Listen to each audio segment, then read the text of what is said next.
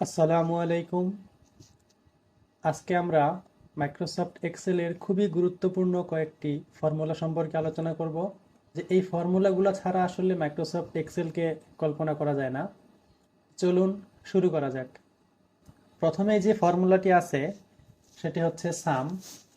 সাম করার জন্য আমাদের প্রথমে কল করতে হবে ইকুয়াল সাইনকে। ইকুয়াল সাম ব্র্যাকেট ওপেন, এই যে first cell is to last cell, bracket close, enter. এখানে আমরা সবগুলা সেলই যোগ করছি।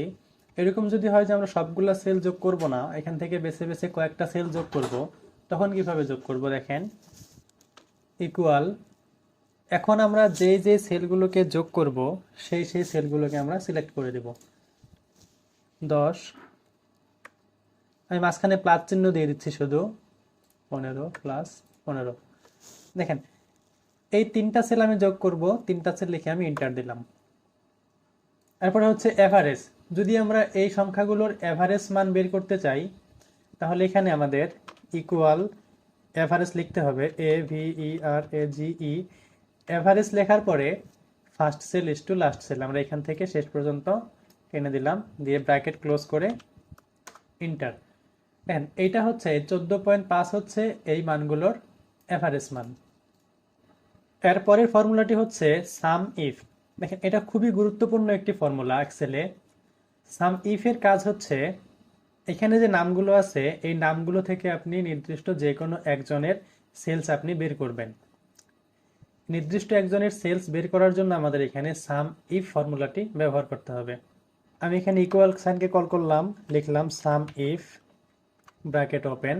এখন এখানে রেঞ্জ চাচ্ছে, দেখেন যে এখানে সাম ইফ এর পরে রেঞ্জ চাচ্ছে। যেহেতু আমি এখানে নেম থেকে বের করবো, এই জন্য আমরা রেঞ্জ হিসাবে এখানে নামের সেলগুলো আমরা সিলেক্ট করলাম। এরপরে কমা, এরপরে বলতেছে ক্রাইটেরিয়া। আমি যেহেতু এখানে নেম নামে একটা সেল রাখছি, এখানে আমি এই সেলে যার নাম লিখবো তার সেলসটা এখান থেকে বের হবে, এই জন্য আমি ক্রাইটেরিয়া হিসাবে এই সেলটাকে সিলেক্ট করলাম। আবার কমা, এখন হচ্ছে সাম রেঞ্জ। সাম রেঞ্জ হিসাবে আমি এই পাশের সেলগুলোকে সিলেক্ট করে দিলাম, ব্র্যাকেট ক্লোজ, এন্টার। দেখেন এখানে 0 আসছে, কারণ হচ্ছে এই পাশে আমি এখনো কোনো নাম লিখি নাই বা ক্রাইটেরিয়া হিসাবে কোনো কিছু লিখি নাই। আমি যদি এখন এখানে সিফাত লিখি, সিফাত লেখার সঙ্গে সঙ্গে এখানে দেখেন 1632 সেলসটা চলে আসছে। দেখেন কোথায় সিফাত, সিফাত 1632। এই পাশে আমি যার নাম লিখে দিব, অরই সেলসটা এখানে চলে আসবে। আমি যদি এখন সিফাতের জায়গায় মাসুদ লিখি, মাসুদ লেখার পর দেখেন এই পাশে 3000, এই যে মাসুদের 3000। এখন আপনাকে এই সেলগুলো থেকে ম্যাক্সিমাম নাম্বারটা বের করা প্রয়োজন, বা ম্যাক্সিমাম নাম্বারটা আপনাকে বের করতে বললো কেউ, তখন আপনি সেটা কিভাবে বের করবেন। ইকুয়াল, এখানে ম্যাক্স কথাটা লিখতে হবে, MAX লেখার পরে ব্র্যাকেট ওপেন। ব্র্যাকেট ওপেন করার পর যেহেতু আমরা এই কয়েকটা সেল থেকে সর্বোচ্চ সংখ্যা বের করব, সেহেতু আমরা এই কয়েকটা সেলকে আমরা এখান থেকে সিলেক্ট করে দেব। করার পরে ব্র্যাকেট ক্লোজ, এন্টার। দেখেন এখান থেকে ম্যাক্সিমাম নাম্বার হচ্ছে 3600। এই যে 3600 হচ্ছে এখান থেকে ম্যাক্সিমাম নাম্বার। আপনারা একইভাবে মিনিমাম নাম্বারটাও বের করতে পারবেন। জাস্ট খালি ম্যাক্সিমামের জায়গায়, জাস্ট খালি ম্যাক্সের জায়গায় মিন কথাটা লিখতে হবে, MIN bracket open, first cell is to last cell, bracket close, enter. 1600 হচ্ছে এখান থেকে সর্বনিম্ন সংখ্যা। এখন যে ফর্মুলাটি শিখবো সেটি হচ্ছে সাবটোটাল। সাবটোটালের কাজ কি দেখেন, আমরা আগে সাবটোটালটা বের করি। এখানে ইকুয়াল সাবটোটাল ব্র্যাকেট ওপেন। দেখেন সাবটোটাল লিখে ব্র্যাকেট ওপেন করার সঙ্গে সঙ্গে এখন আমরা কি সাবটোটাল করব, আমরা সামের সাবটোটাল করব, যোগ করব। এখানে সাম একটা আছে 9-এ, নিচের দিকে একটু নামেন, একটু নিচের দিকে নামেন, একটু নিচের দিকে নামার পরে দেখেন এখানে এই যে 109-এ আরেকটা সাম আছে, তো আমরা এখানে 109টাকে সিলেক্ট করে দেব। 109 সিলেক্ট করার পর একটা কমা, কমা দেওয়ার পরে এখন হচ্ছে first cell is to last cell, এখান থেকে আমরা লাস্ট সেল পর্যন্ত সিলেক্ট করলাম, ব্র্যাকেট ক্লোজ করে এন্টার প্রেস করলাম। সাবটোটাল দিয়ে যোগ করার পর যে রেজাল্ট আসছে, যদি আমরা সাম দিয়ে যোগ করি তারপরেও কিন্তু একই রেজাল্ট আসবে। যদি আমরা এই করে দেখি, লিখি sum bracket open first cell last cell দিয়ে এন্টার দেই, দেখেন এইখানে যে আসছে কত 20,704, এখানেও আসছে 20,704। তাহলে আমরা কেন এখানে সাবটোটাল ব্যবহার করব আর কেন সাম ব্যবহার করব না? এইখানে কয়েকটা এরিয়া দেওয়া আছে, তিনটার মতো এরিয়া দেওয়া আছে। এখন আপনার বস আপনাকে বলল যে এখান থেকে শুধু দিনাজপুর বা শুধু ঢাকার টোটাল কত। এখান থেকে আপনি যদি শুধু ঢাকাকে সিলেক্ট করেন, ইন্টার দেন, দেখেন এখানে টোটাল হিসাবে কিন্তু শুধু ঢাকার টোটালটা চলে আসছে। কিন্তু এইখানে যে আমি সাম করছিলাম, সাম দিয়ে যে যোগ করছিলাম, এখানে কিন্তু এটার কোনো চেঞ্জ আসে নাই। আমি আবার দেখাচ্ছি। এখন এখান থেকে আমাকে শুধু ঢাকার টোটালটা বের করতে হবে, অথবা শুধু সাভারের টোটালটা বের করতে হবে। যদি আমি এখান থেকে শুধু সাভার সিলেক্ট করে দেই, সাভার সিলেক্ট করে ওকে দিলাম, দেখেন এখানে শুধু সাভারের টোটালটা এখানে চলে আসছে। কিন্তু এইখানে যে আমি সাম দিয়ে করছিলাম এটার কিন্তু কোনো চেঞ্জ আসে নাই। এই জন্য অবশ্যই আমরা যদি আলাদা আলাদা করে টোটালটা বের করতে চাই, তাহলে অবশ্যই আমাদের এখানে সাব টোটালটাই ব্যবহার করতে হবে। এর পরের ফর্মুলাটি হচ্ছে কাউন্ট। কাউন্টের কাজ কি? কাউন্টের কাজ হচ্ছে কোনো কিছু কাউন্ট করা বা গণনা করা। এখানে যে কাউন্ট আছে, এই কাউন্ট শুধু নাম্বার কাউন্ট করতে পারে, এই কাউন্ট কিন্তু এই টেক্সট কাউন্ট করতে পারে না। যে এখানে কতগুলা সেলে নাম্বার আছে, এই কাউন্ট দিয়ে শুধু অতগুলা সেলই কাউন্ট করা যাবে। যেমন ইকুয়াল কাউন্ট, যদি আমরা এই কয়েকটা সেল সিলেক্ট করে দেই, এন্টার দিলাম, দেখেন এখানে 8টা সেল আছে। কাউন্ট বলতেছে যে এখানে 8টা সেলে নাম্বার লেখা আছে। দেখি 1 2 3 4 5 6 7 8। যদি এখানে আমি এই কয়েকটা সেলের পরিবর্তে এখানে এই কয়েকটা সেল সিলেক্ট করে দেই, তারপরে ব্র্যাকেট ক্লোজ করে এন্টার দেই, তারপরেও দেখেন সে 8 দেখাচ্ছে। আমি যতগুলা সেলই সিলেক্ট করি না কেন, এখানে কাউন্ট শুধু দেখবে যে অতগুলা সেলের মধ্যে কতগুলা সেলে শুধু নাম্বার আছে। এখানে যতগুলা সেলে নাম্বার আছে শুধু অতগুলা সেলই কাউন্ট করবে। এর পরের ফর্মুলাটি হচ্ছে কাউন্টা। কাউন্টার কাজ কি? কাউন্টটা হচ্ছে, যেমন কাউন্ট এখান থেকে শুধু নাম্বার কাউন্ট করতে পারে, তেমনি কাউন্টটা হচ্ছে নাম্বার এবং টেক্সট উভয় কাউন্ট করতে পারে।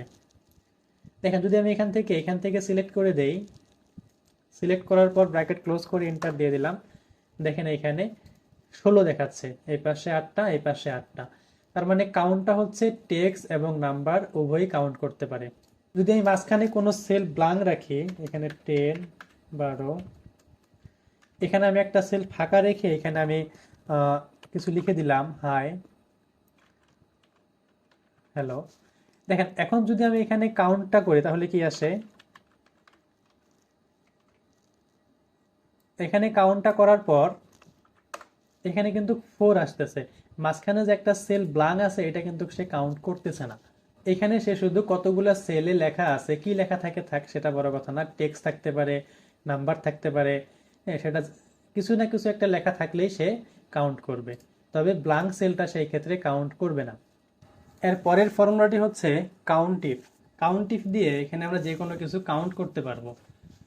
যেমন ধরেন এখানে আমি প্রেজেন্ট এবং অ্যাবসেন্ট কাউন্ট করব। যদি আমি প্রথমে প্রেজেন্ট কাউন্ট করি, প্রেজেন্ট বলতে এখানে পি দেয়া আছে, যদি আমি এখানে পি কাউন্ট করি যে কতগুলো পি আছে, তাহলে আমরা কাউন্টিফ ব্যবহার করব। প্রথমে ইকুয়াল কাউন্টিফ, কাউন্টিফ লেখার পরে এখানে রেঞ্জ বলতেছে যে আমি যে রেঞ্জ বলতে আমি যা কাউন্ট করব তা হচ্ছে কতটুকু রেঞ্জের মধ্যে আছে। আমি এখান থেকে রেঞ্জ হিসাবে এতটুকু দিয়ে দিলাম। রেঞ্জ দেওয়ার পরে কমা, এখন বলতেছে ক্রাইটেরিয়া, আমি কি কাউন্ট করব ওইটা এখানে লিখে দিতে হবে। এখানে ক্রাইটেরিয়া লেখার জন্য আমাকে প্রথমে ব্যবহার করতে হবে ইনভার্টেড কমা। ইনভার্টেড কমা দেওয়ার পরে আমি এখানে পি কাউন্ট করব, আমি এখানে পি লিখে দিলাম। পি লেখার পর ইনভার্টেড কমা ক্লোজ করে দিলাম, দেওয়ার পরে ব্র্যাকেট ক্লোজ। আমি যেহেতু এখান থেকে পি কে কাউন্ট করব, তাই এখানে ইনভার্টেড কমার ভিতরে আমি পিটা লিখে দিলাম, এন্টার। দেখেন এখানে 13, তার মানে এখানে প্রেজেন্ট হচ্ছে 13 দিন। একইভাবে আমরা এখানে অ্যাবসেন্ট বের করতে পারবো। কিভাবে? ইকুয়াল কাউন্টিফ, কাউন্টিফ দেওয়ার পরে রেঞ্জ হিসাবে আমরা দিলাম এতটুকু, রেঞ্জ দিয়ে দিলাম, কমা, ক্রাইটেরিয়া হিসাবে আমরা এখন এখানে অ্যাবসেন্টের এ দিব, inverted comma A inverted comma close bracket close enter. দেখেন এখানে অ্যাবসেন্ট আছে, দেখেন এখানে অ্যাবসেন্ট হচ্ছে 2 দিন, 1 দিন 2 দিন। এবারে যে ফর্মুলাটি আমরা শিখব সেটি হচ্ছে ইফ ফর্মুলা। ইফ হচ্ছে একটি লজিক্যাল ফর্মুলা।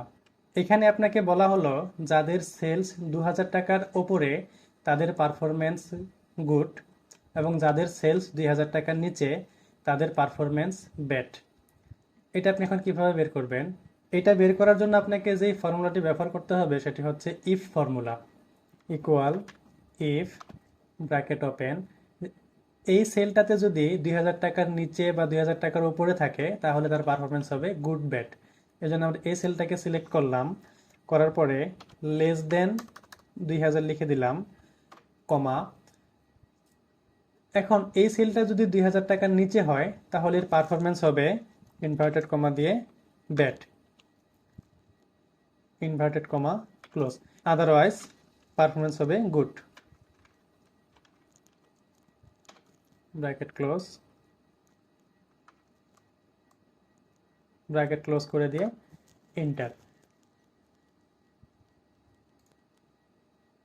দেখেন এখানে 2000 টাকার ওপরে যেহেতু আছে সেহেতু এখানে পারফরমেন্স হিসাবে গুড আসছে। এখন আমরা এখান থেকে জাস্ট খালি কপি পেস্ট করে দেই। দেখেন এইখানে একটা ব্যাট, এইখানে একটা ব্যাট, কারণ হচ্ছে এদের সেলস হচ্ছে 2000 টাকার নিচে। এখন দেখেন কেউ যদি কোনো মাসে 2000 টাকার কম সেল করে, আবার যেমন মুন্না এখানে আছে 3600 গুড, এখানে যদি সে 1400 টাকা সেল করে, দেখেন তার পারফরমেন্স অটোমেটিক ব্যাড হয়ে গেল। এখন যে ফর্মুলাটি শিখব সেটি হচ্ছে র্যাঙ্ক ফর্মুলা। র্যাঙ্কের কাজ হচ্ছে কি, এখানে যে নাম্বারগুলো আছে এই নাম্বারগুলোকে যদি আমরা র্যাঙ্ক হিসাবে করতে চাই, যে কে প্রথমে কে শেষে, বা 1 2 3 সিরিয়াল করতে চাই, তাহলে আমাদের এখান থেকে র্যাঙ্ক ফর্মুলাটি প্রয়োজন পড়বে। ইকুয়াল সাইনকে কল করলাম, র্যাঙ্ক লিখলাম। র্যাঙ্ক লেখার পরে দেখেন এখানে নাম্বার চাচ্ছে। নাম্বার কোনটা? যে এই নাম্বারটা, এই নাম্বারটা কত নাম্বার র্যাঙ্ক, তাহলে আমরা এই নাম্বারটাকে সিলেক্ট করলাম, করার পরে কমা দিলাম। দেওয়ার পরে এখানে রেফারেন্স চাচ্ছে যে এই নাম্বারটা কতগুলো নাম্বারের মধ্যে র্যাঙ্কিং করবে। তো এইখানে যতগুলো নাম্বার আছে আমরা সবগুলো নাম্বার রেফারেন্স হিসাবে দিয়ে দিলাম। এইখান থেকে এই যতগুলো নাম্বার আছে এই এতগুলো নাম্বারের মধ্যে এই নাম্বারটা কততম। রেফারেন্স দেওয়ার পরে এটাকে আমরা লক করে দেব। এটাকে লক করার জন্য আমরা কিবোর্ড থেকে F4 বাটনটা চাপবো। কিবোর্ড থেকে F4 বাটনটা চাপার সঙ্গে সঙ্গে এটা লক হয়ে গেল। লক করার পরে আমরা ব্র্যাকেট ক্লোজ করে দেব, দেওয়ার পরে এন্টার। এটা হচ্ছে এইখানে যতগুলো নাম্বার আছে এতগুলোর থেকে এটা হচ্ছে 7 নাম্বার পজিশনে আছে। এখন জাস্ট খালি আমরা এখান থেকে এটাকে কপি পেস্ট করে দেই। দেখেন এখানে আমাদের র্যাঙ্ক হয়ে গেছে। এটা হচ্ছে 1 নাম্বার 162, সব থেকে বড় সংখ্যা হচ্ছে এখানে 162। তো আজকে এই পর্যন্তই ছিল। Thank you.